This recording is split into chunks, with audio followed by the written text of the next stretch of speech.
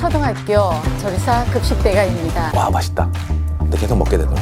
전자발찌 한 사람들이 다 강력범 아니면 흉악범. 그런 사람들을 잡으러 다니는 거니까. 제가 노가다 하루 이틀 하는 것도 아니고 오늘 부으면 무조건 무너집니다. 9시 뉴스에 나오고 싶으십니까? 폭력 행위를 계획했다는 혐의를 받고 있는 민주노총 간부 3명이 구속됐습니다. 건설 노조의 불법을 건폭, 즉 건설 현장의 폭력이라고 규정하고 임기내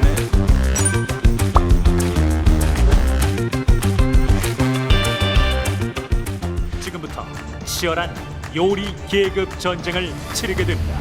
초등학교 조리사 급식대가입니다. 슈팅이 맛있다. 근데 와, 맛있다. 오늘 급식 메뉴는 뭔가요?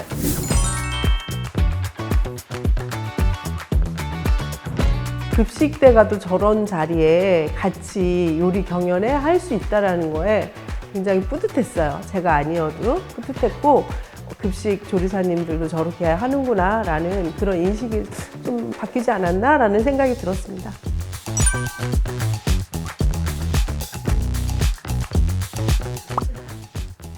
아니요, 그렇진 않아요. 그렇진 않고요. 급식도요, 연구 되게 많이 해야 돼요. 저는 그래서 유튜브도 찾아도 보고요. 또 먹어도 봐요. 먹어봐야 흉내내도 낼 수가 있어서 아무리 재료들이 들어온다고 해도 그 맛을 알아야 비슷하게라도 내잖아요. 그럴 때 정말 맛있다고 애들이 와서 이야기하고 잘 먹었습니다라고 인사할 때 되게 뿌듯하고 좋더라고요. 100인분? 가능할까요? 든든했어요. 왜냐면 이모카세님이랑 급식대가님이 거의 메시와 호날두기 때문에 그래서 전혀 문제 없었어요. 저희가 8시 출근해서 11시에 배식이 나가요. 그러면 그 시간, 그 짧은 시간에 압축적으로 노동을 하거든요. 빠르게 하지 않으면 해낼 수가 없어요. 근데 거기 급식대가에는 6명이 100인분이잖아요. 저희는 12명이서 1600명 거를 해내는 거예요. 어디 한 곳에서 삐끗하면 정말 큰 사고가 나는 거예요. 그걸 나가기 위해서 정말 우리 급식에 종사하는 모든 선생님들이 아마 자기 뼈와 살을 진짜 갈아 넣으면서 아마 열심히 일을 하는 걸로 알고 있습니다. 요즘에는 진짜 진통제도 나눠 먹고 있어요. 소염제, 진통제 먹으면서 참아가면서 그렇게 일을 해요. 그리고 퇴근하고는 바로 또 병원 가서 물리치료 받고 다음날 나와서 끙끙거리면서 하면서 그런 걸 좀 알아줬으면 좋겠어요. 그렇게 해서 아이들 급식을 먹이고 있다는 거를.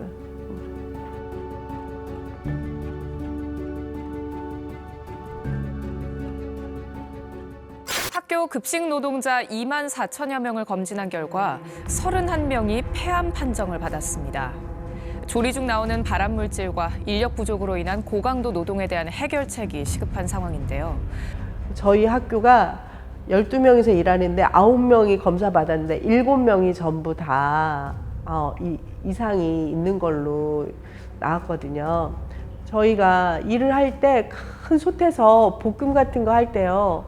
그 솥에다가 머리를 박고 할 수밖에 없어요. 왜 그러냐면 손으로 하면서 빠르게 하기 때문에 그러다 보니까 다 마실 수밖에 없어요. 거기에다가 독한 세제를 또 쓰잖아요. 청소를 또 깨끗이 하기 위해서. 그러다 보니까 이제 그런 결과가 난 것 같아요.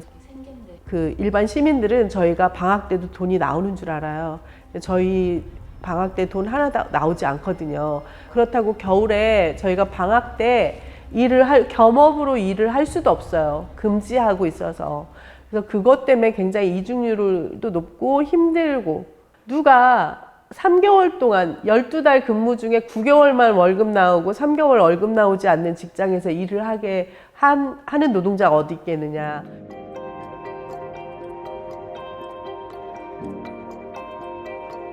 미국에서도요, 한국 급식 배우러 옵니다. 이렇게 K 컨텐츠가 뭐 노래뿐만 아니라 요즘에 문화까지, 근데 거기에 우리 급식도 대열에 같이 하고 있다라는 거 우리 국민들 다 알아주셨으면 좋겠습니다. 그게 다 엄마의 마음으로 급식을 하기 때문에 여기까지 오지 않았나라는 생각이 듭니다.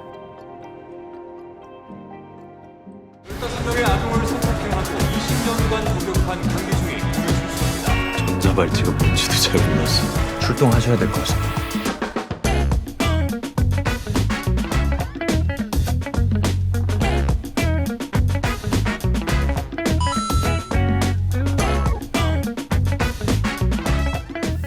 사실 현장에서는 그렇게 물리력 사용이 저희가 힘듭니다. 뭐 그렇게 했다가는 정말 대상자한테 고소당하기 십상이죠.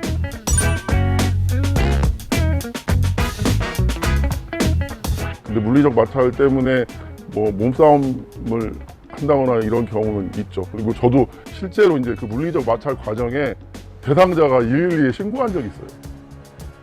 내가 보호관찰 받고 있는데 보호관찰 공무원이 나한테 와가지고 막 때리려고 하고 폭언을 했다. 그러니까 빨리 경찰관 출동해달라. 바로 그런 일이 있습니다. 그게 조금 영화적 구성과 현실의 차이라면 차이죠. 나 정리 중일게요. 이거 써도 돼요. 팀장님이 허락하시면요. 예. 저희가 이제 신분이 공무직이다 보니까 공무직이 말 그대로 공무를 수행하는 민간인이잖아요.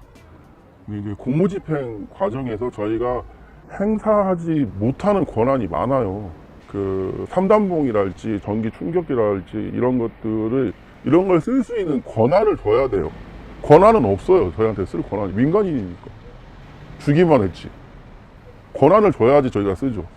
근데 그 영화에서는 그런 것들을 뭐 자유롭게 사용하게끔 표현이 되어 있는데, 제가 그 영화를 보고 후배들한테 하는 얘기가 저 영화는 우리의 현실을 표현한 영화가 아니라 우리의 바램을 표현한 영화네. 제가 그렇게 표현했어요.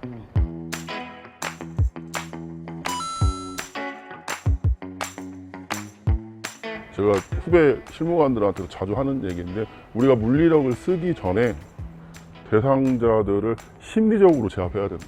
그게 먼저다.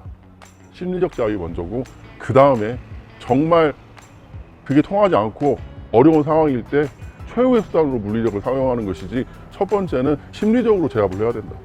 그래서 제가 후배들한테 항상 강조하는 게, 평소에 우리가 말대로 보호 관찰인데 관찰을 잘해라. 살펴라. 그러면 잘할 수 있다. 그 다음에는 정보는 관찰해야 나온다. 근데 이제 그게 아무래도 그런 심리적 제압할 수 있는 능력, 경험치라는 거는 아무래도 이제 막 들어온 무도 실무관들보다 대상자들을 오랫동안 경험한 무도 실무관이 그런 능력은 숙련도가 더 있겠죠. 현장 근무를 오래 한 무도 실무관이 아무래도 업무 숙련도나 경험치가 틀릴 거 아니에요. 근데 10년을 근무한 사람하고 이제 막 무도 실무관으로 입직한 사람하고 급여가 똑같습니다. 그래서 이제 과거에도 저희가 호봉제를 많이 주장을 해왔는데, 그것도 공무원이 아니기 때문에 공무직이랑 호봉제 도입이 어렵다.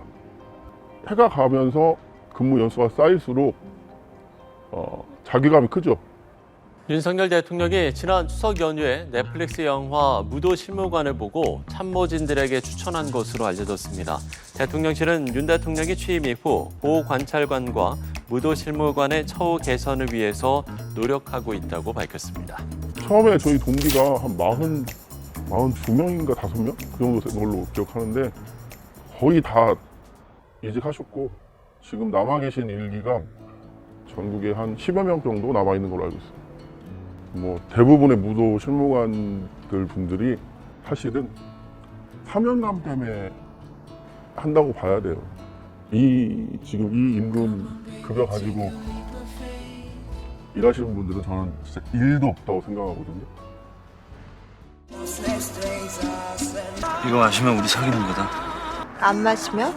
볼일 없는 거지. 제가 노가다 하루 이틀 하는 것도 아니고 오늘 부으면 무조건 무너집니다. 9시 뉴스에 나오고 싶으십니까?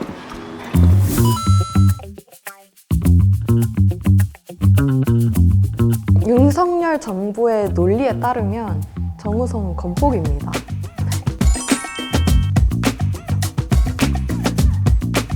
건설 현장에서의 채용의 관행이라고 하자면 소위 속칭 말하는 오야지, 십장 등을 통해서 이제 아름아름 사람들을 이렇게 구하고 하는 게 이제 건설 현장에 만연해 있는 채용 관행이었는데요. 그 과정에서 이제 똥떼기나 이런 문제들이 계속 발생을 하니까 노동조합이 투명하게 회사와 교섭을 통해 우리 조합원들 고용 문제에 대해서 좀 논의를 해보자라고 이제 활동에 나섰는데, 이제 이것이 채용을 강요한 것이다, 건설사들을 협박한 것이다 라는 식으로 이제 둔갑이 된 것이죠. 윤석열 정부가 내세웠던 것은 건설 현장에서 50인 이상으로 해서 집회 신고를 하면 이것은 채용 강요 공갈 행위로 간주하겠다라고 이제 대대적으로 공표를 했고요. 그래서 50인 이상 우리가 집회 신고를 하기만 하면 일단 건설사 관계자들을 부릅니다. 불러서 경찰에서 이제 조사를 진행하는데, 사실 노사 간 교섭이라는 거는 이해관계가 대립하는 당사자들끼리 이제 서로의 이해를 관철시키기 위해서 하는 활동이기 때문에 그 과정에서 말이나 이런 것들이 사실은 상대방을 압박하는 그런 언행들이 오고 갈 수 있는 거잖아요. 그것은 노동조합이 할 수도 있는 것이고 사측도 그런 것을 굉장히 많이 하고요. 근데 이제 사측 관계자들을 불러다 놓고 노동조합으로부터 좀 뭐 심리적 압박이 되는 말을 듣지 않았느냐, 그 주관적인 건설사 관계자들의 증언에만 기대어서 사건 수사가 개시되는 그런 상황들이 굉장히 많았습니다. 이 새끼가 1시간 전부터 못 붙게 하잖아요. 지금 이 상태에서는요, 거푸집이 너무 약해서 공부를 못 바친다니까요. 지난주에 비 좀 많이 왔습니까? 아시바도 제대로도 못 쳤는데 지금 붙는다고요? 붙다가 자빠져도 작살나판인데 사람 다 들어가 살다가 우르 복사가면 어쩌실 겁니까? 우르르 복사? 이 자식 이게. 자자. 씨부랄. 그 영화에서 정우성이 한 행위는 법으로서 보장되는 정당한 권리 행사입니다. 산업안전보건법 52조는 산업재해가 발생할 급박한 위험이 있거나 중대산업재해가 발생했을 경우 노동자가 작업을 중지할 수 있다라고 명시를 하고 있습니다. 윤석열 정부의 논리에 따르면 정우성은 건폭입니다. 노동자가 자기의 정당한 권리를 행사하겠다면서 그것을 예고한 것만으로도 지금 다 강요 공갈로 처벌받고 있는 상황이잖아요.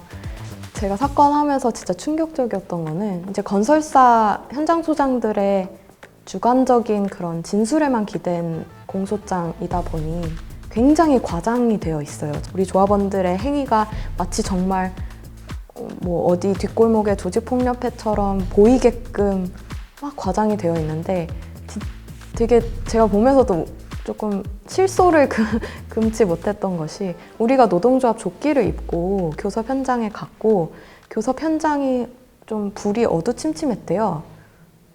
그래서 조폭이라는 거예요.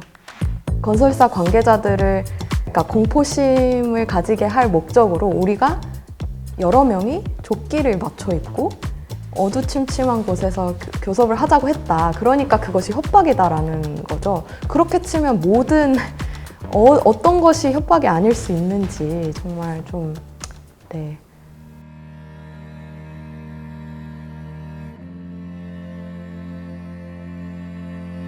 같이 활동해온 우리 조합원들 특히 뭐 구속되시거나 하면 진짜 마음이 너무 힘들어요. 이 일을 오래 하려면 무뎌져야 된다고들 하는데 사실 되게 어렵고, 물론 이겼을 땐 너무 좋은데 이겼을 때의 기쁨은 짧고 졌을 때의 그런 약간의 멘붕 이런 것들이 좀 긴 것 같은데 그걸 잘 추스르고 또 다음 단계 생각해야 될 것 같습니다. 네.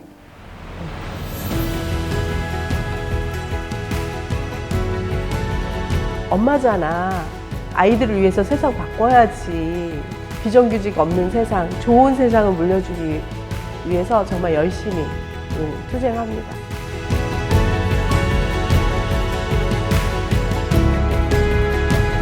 무도신무관들이 공무를 집행하는 과정에 사실 신문적인 제약 때문에 공무를 제대로 집행하지 못하면 그 피해는 고스란히 국민한테 갑니다.